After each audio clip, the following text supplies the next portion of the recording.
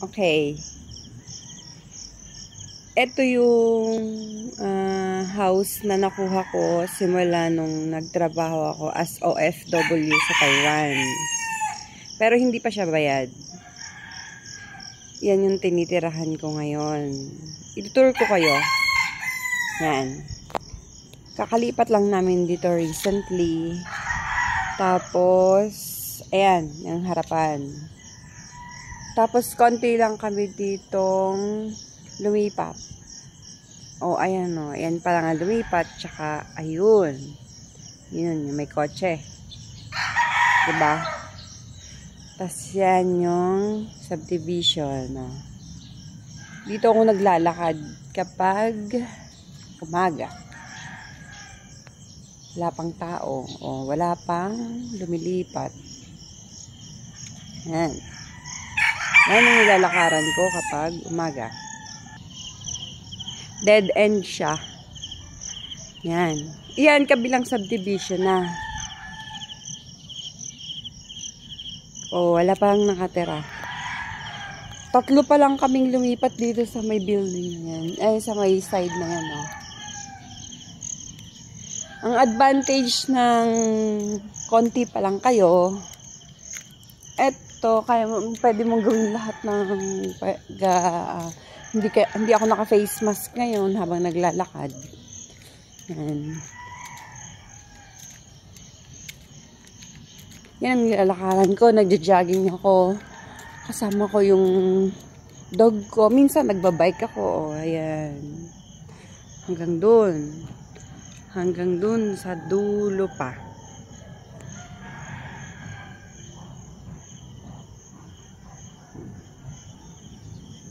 Yung kanto na yon, yung Block 13.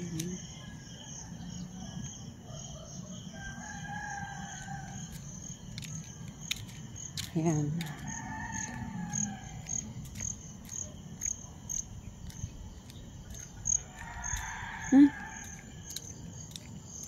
Yan. As in, masukal pa siya. Baka may ahas pa. Yan yung kabilang kanto. Dun. Yan, iisang subdivision yan. Yan. O, yan o, may lumipat na nito lang. May motor. May dumaan nagbabike. O, diba? Ayos na ayos mag-jogging. Foggy pa. Pag ganitong kaaga, masarap. O, diba? Ayos. Tignan mo yung mga house, o, paliwasa wala pang nakatira, o, bukas. O, ayan, o. Bukas. Bukas.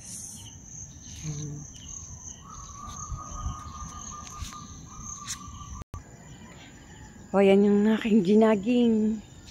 Tapos, dun yung house natin, dun sa dulo. Ayun yung pangatlong bahay na. Alam mo ba, dyan sa bahay na yan, muntik na silang nanakawan. Noong bagyuhan, biglang may nag-aan ng pinto nila. Akala siguro walang tao. Na-trauma yung may-ari. Ang may-ari niyan, isang mag-anak lang. Babae lang nandyan, may trabaho yung asawa niya. Kaya ngayon, dito, lagi na nagra-rounds ang guard. Kasi nga, konti pa lang kami. Tapos, nakakatakot. Dito yung papuntang court. Pero yung court dito, dahil nga, wala pa naman tao, hindi siya gawa. Tsaka bawal din namang mag-basketball sa ngayon. Yan yung likod. Madayo pa. Andyan yung company sa likod niyan, dulo dyan. Ang dami pang house, pero wala pang nakatira. Ito yung likod niya. Ayan o. Yan. Kita mo. Yan. Ang ganda kapag umaga. O, diba? Wala pang bahay. Yun. Yung court na yon, yung nakikita nyo ngayon. Ayun, yan. Yun. Yung court na yon, sa kabilang subdivision na yon. Montesa ata. Montesa na yung pangalan. Pero, same lang din naman ng Moreland din siya. Yan, dyan tumalon yung magnanakaw. Diba ang lalim? Dyan. Oh my. Lalim. Oh. Ayan. Ang dami pa dyan, bawat kanto.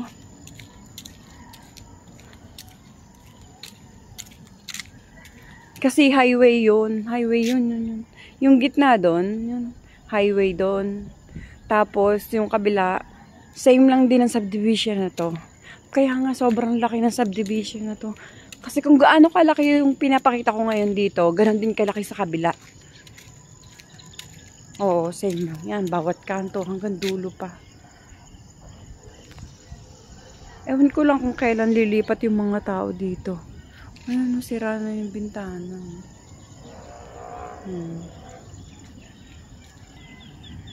Sige, ipopost ko muna tong video. Tapos, pagdating ko ng bahay, itutur ko kayo dun sa ano. Or, i-explain ko kung paano kami nagsimula. Ayan. Ang hirap lang dito kasi kapag ano, yung tricycle, kailangan may, kung wala kang sasakyan, kailangan may contact ka. Tapos kapag sasakay ka, iti-text mo, susunduin ka pa dyan.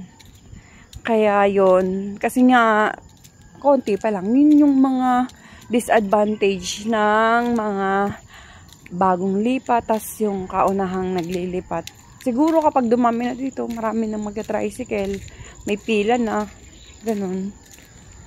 Pero, kaya nga ano, yun din yung isang reason kung bakit bumili ako ng sakyan, motorcycle. Ang pangalan niya ay Finn Boney. Yan. Pero may bike na rin ako. Okay, later na lang ulit ha, pagdating ng bahay.